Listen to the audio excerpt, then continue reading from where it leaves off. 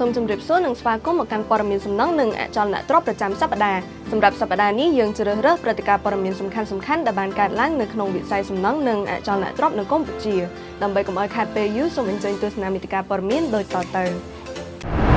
ការសិក្សាគំរូប្លង់កំពង់ផែទឹកជ្រៅចាប់រួចរាល់ហើយគ្រោងនៅបើកការដ្ឋានឆ្នាំក្រោយការនាំចូលសម្ភារៈសំណង់ធ្លាក់ចុះ 14% រីឯចំណូលពន្ធគយក៏ធ្លាក់ចុះ 28%អន្តរក្រសួងកំពុងពិភាក្សាលើសេចក្តីព្រាងអនុក្រឹត្យថ្មី3ដើម្បីពង្រឹងវិស័យសំណង់នៅកម្ពុជាខេត្តកំពង់ស្ពឺទទួលបានការវិនិយោគរាប់រយគម្រោងតម្លៃជាង$200 លានរដ្ឋបាលខេត្តកំពង់ស្ពឺដកហូតដីខុសច្បាប់ជាង 4000 ហិកតាមកជាសម្បត្តិរដ្ឋវិញរោងចក្រគ្រប់គ្រងសំរាម3កន្លែងគ្រោងនឹងសាងសង់នៅខេត្តព្រះសីហនុនិងសៀមរាបសហការឧបត្ថម្ភដោយ K-Rock បឿនខ្មែរស្រកាលេង Polygon ទៅយកអ៊ុត PPR សម្រាប់ទឹកក្តៅនិងទឹកត្រជាក់ ISI Palm ជាប់ធន់ជានិរន្តរ៍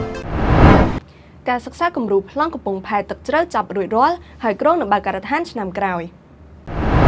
ការសិក្សាគំរូប្លង់ពង្រីកកំពង់ផែទឹកជ្រៅក្រុងព្រះសីហនុបានបញ្ចប់រួចរាល់ហើយរីឯការសាងសង់ដំណាក់កាលទី1នឹងចាប់ផ្ដើមនៅឆ្នាំ2021ហើយក្រុងបញ្ចប់នឹងដាក់ឲ្យដំណើរការនៅឆ្នាំ2024ខាងមុខនេះដែលយឺតជាងផែនការដំបូង1ឆ្នាំ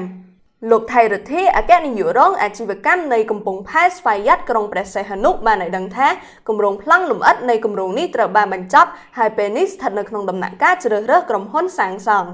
លោកបានបន្តថាថ្នាក់ដឹកនាំរបស់កំពង់ផែនិងអ្នកបច្ចេកទេសក៏កំពុងសិក្សាជំហានទី2និងទី3ដើម្បីឲ្យកំពង់ផែទឹកជ្រៅនេះអាចឲ្យនាវាធុនយក្សចេញចូលបាននៅក្នុងរង្វង់ពីឆ្នាំ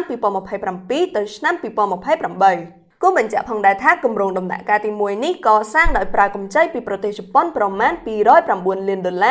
ដោយនឹងមានជម្រៅទឹក14កណ្ដកសញ្ញា5ម៉ែត្រប្រវែង350ម៉ែត្រក្រោយបញ្ចប់ការសាងសង់កំពង់ផែទឹកជ្រៅខេត្តព្រះសីហនុនឹងធានាដល់ការចូលចតនាវាកុងតឺន័រខ្នាតធំមានចំណុះរហូតដល់ទៅ 60,000 តោនឬស្មើនឹង 93% នៃចំនួននាវាប្រចាំតំបន់អាស៊ីប៉ាស៊ីហ្វិកការនាំចូលសម្ភារៈសំណង់ធ្លាក់ចុះ 14% រីឯចំណូលពន្ធគយធ្លាក់ចុះ 28%នៅក្នុងឆមាសទី1ឆ្នាំ2020ការនាំចូលសម្ភារៈសំណង់ធ្លាក់ចុះ 14% ហើយចំណូលពន្ធគយលើការចូលគ្រឿងសំណង់ទាំងនេះក៏ស្រុតចុះប្រមាណ 28% ដែលនេះជាសញ្ញាសបញ្ជាក់ថាកំណើននៃវិស័យសំណង់មានការថមថយរបាយការណ៍ពីធនាគារជាតិនៃកម្ពុជាកាលពីថ្មីៗនេះបានឲ្យដឹងថាកំណើនវិស័យសំណង់មាននិន្នាការថមថយដោយសារការថយចុះនៃតម្រូវការរបស់អានិវាសិជនការបញ្ចប់គម្រោងសាងសង់មួយចំនួននាពេលកន្លងមកនិងភាពរអាក់រអួលនៃការនាំចូលសម្ភារៈនិងបរិក្ខារសំណង់ដែលបានធ្លាក់ចុះប្រមាណ 14% ជាមួយគ្នានេះរបាយការណ៍របស់អគ្គនាយកដ្ឋានពន្ធគយនិងរដ្ឋកក៏បានឲ្យដឹងថាគិតត្រឹមឆមាសទី1ឆ្នាំ2020នេះចំណូលពន្ធគយសរុបមានចំនួនជាង$1,270 លានគឺថយចុះ 16% បើធៀបនឹងរយៈពេលដូចគ្នាកាលពីឆ្នាំមុនក្នុងនោះចំណូលពន្ធគយពីការនាំចូលគ្រឿងសំណង់គឺថយចុះ 28%អន្តរក្រសួងកំពុងពិភាក្សាលើសេចក្តីព្រាងអនុក្រឹត្យថ្មី3ដើម្បីពង្រឹងវិស័យសំណង់នៅកម្ពុជាក្រសួងមហាផ្ទៃនិងក្រសួងដែនដីនគររូបនីយកម្មនិងសំណង់កាលពីព្រឹកថ្ងៃទី21កក្កដានេះបានបើកកិច្ចប្រជុំពិភាក្សាលើសេចក្តីព្រាងអនុក្រឹត្យចំនួន3ក្នុងគោលបំណងជួយពង្រឹងគុណភាពសំណង់នៅកម្ពុជាសេចក្តីព្រាងអនុក្រឹត្យចំនួន3នោះរួមមានទី1អនុក្រឹត្យស្តីពីលិខិតអនុញ្ញាតសាងសង់ទី2អនុក្រឹត្យស្តីពីលក្ខខណ្ឌនិងនីតិវិធីនៃការផ្ដល់ការព្យួរនិងការដកហូតវិញ្ញាបនបត្រប្រើប្រាស់សំណង់និងទី3អនុក្រឹត្យស្តីពីលក្ខខណ្ឌនិងនីតិវិធីនៃការត្រួតពិនិត្យនិងបញ្ជាក់សំណង់គោលបំណងចម្បងនៃសេចក្តីព្រាងអនុក្រឹត្យទាំងនេះគឺដើម្បីកំណត់នូវតួនាទីរបស់រដ្ឋបាលថ្នាក់ក្រោមជាតិឲ្យបានជាក់លាក់ជាងមុនទាក់ទងនឹងការចេញលិខិតការអនុញ្ញាតនិងការចុះត្រួតពិនិត្យរាល់សំណង់នៅកម្ពុជាខេត្តកំពង់ស្ពឺទទួលបានការវិនិយោគរាប់រយគម្រោងតម្លៃជាង$200 លានខេត្តកំពង់ស្ពឺកន្លងមកបានតាក់ទាញគម្រោងវិនិយោគទុនធំជាច្រើនរាប់រយគម្រោងតម្លៃជាង$200 លានស្របពេលក្រុមហ៊ុនវិនិយោគថ្មីជាច្រើនគ្រោងនឹងមកបោះទុនបន្ថែមទៀតក្នុងខេត្តមួយនេះនាពេលខាងមុខរបាយការណ៍ស្តីពីវឌ្ឍនភាពខេត្តកំពង់ស្ពឺបានបង្ហាញថាគម្រោងវិនិយោគចំនួន188គម្រោងត្រូវបានអនុម័តកាលពីឆ្នាំ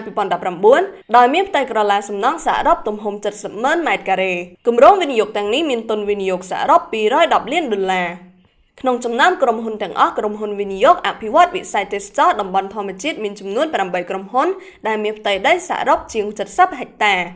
លើពីនេះអភិបាលខេត្តកំពង់ស្ពឺឯកឧត្តមវ័យសំណាងបានបង្ហើបឲ្យដឹងថាមានក្រុមហ៊ុនវិនិយោគនៅហុងកុងក្រុងនឹងបង្កើតទីក្រុងរណបនៅខេត្តកំពង់ស្ពឺដោយឡែកចំពោះទីតាំងពិតប្រាកដនោះអភិបាលខេត្តសុំមិនបញ្ជាក់ការពារតម្លៃដីឡើងថ្លៃហួសកំណត់រដ្ឋបាលខេត្តកំពង់ស្ពឺដកហូតដីខុសច្បាប់ជាង 4000 ហិកតាមកជាសម្បត្តិរដ្ឋវិញមកទល់បច្ចុប្បន្ននេះអភិបាលខេត្តកំពង់ស្ពឺបាននឹងកំពុងដកហូតដីដែលកាន់កាប់ខុសច្បាប់ក្នុងតំបន់ការពារធម្មជាតិ3កន្លែងទំហំជាង 4000 ហិកតាមកជាសម្បត្តិរដ្ឋវិញនេះបើយោងតាមរបាយការណ៍សង្ខេបរបស់រដ្ឋបាលខេត្តកំពង់ស្ពឺចេញកាលពីថ្ងៃទី20 ខែកក្កដាកន្លងមកនេះរបាយការណ៍នេះបានឲ្យដឹងថាផ្ទៃដីដែលបានដកហូតទាំងនោះរួមមានតំបន់ការពារធម្មជាតិចំបក់តំបន់ការពារធម្មជាតិទាំង8សហគមន៍ក្នុងស្រុកអូរ៉ាល់និងតំបន់ឧទ្យានជាតិជួរភ្នំក្រវាញអភិបាលខេត្តកំពង់ស្ពឺឯកឧត្តមវ័យសំណាងបានឲ្យដឹងថាមន្ត្រីពាក់ព័ន្ធបាននឹងកំពុងធ្វើការយ៉ាងស្វិតស្វាញក្នុងការការពារការទន្ទ្រានយកដីព្រៃនេះរោងចក្រគ្រប់គ្រងសំរាម3កន្លែងគ្រោងនឹងសាងសង់នៅខេត្តព្រះសីហនុនិងខេត្តសៀមរាបក្រុមហ៊ុនឯកជនចំនួន3គ្រោងនឹងវិនិយោគសាងសង់រោងចក្រគ្រប់គ្រងសំរាម3កន្លែងនៅខេត្តព្រះសីហនុនិងខេត្តសៀមរាបគម្រោងទី1គឺរោងចក្របំលែងសំរាមជាអគ្គិសនីអនុភាព12មេហ្គាវ៉ាត់នៅសៀមរាបវិនិយោគដោយក្រុមហ៊ុនចិនមីស៊ូដារោងចក្រនេះនឹងអាចបំលែងសំរាមបានប្រមាណ 210,000 តោនក្នុងមួយឆ្នាំទៅជាថាមពលអគ្គិសនីប្រមាណជាង 75,000 គីឡូវ៉ាត់ម៉ោងដែលស្មើនឹងប្រមាណ 10% នៃការផ្គត់ផ្គង់សរុបក្នុងក្រុងសៀមរាបបច្ចុប្បន្នគម្រោងទី2គឺជារោងចក្រផ្ទុកសំរាមឧស្សាហកម្មនៅតំបន់សេដ្ឋកិច្ចពិសេសខេត្តព្រះសីហនុវិនិយោគដោយក្រុមហ៊ុន Chipmong NC Cement Corporation ឬហៅកាត់ថា CMIC រោងចក្រនេះនឹងជួយលើកកម្ពស់សុវត្ថិភាពសុខភាពនិងជាពិសេសគុណភាពបរិស្ថានក្នុងតំបន់សេដ្ឋកិច្ចពិសេសរីឯគម្រោងទី3គឺទីលានចាក់សំរាមតម្លៃ$5 លាន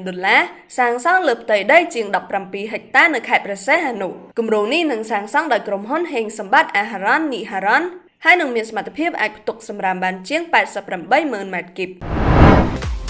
ទស្សនិកជនជាទីមេត្រីនៅពេលនេះព័ត៌មានសំណងនិងអចលនត្រប្រចាំសប្តាហ៍បានមកដល់ទីបញ្ចប់ជួបគ្នានៅសប្តាហ៍ក្រោយនាងខ្ញុំហុងធលីសុនិតនិងក្រុមការងារសូមអរគុណសូមជម្រាបលា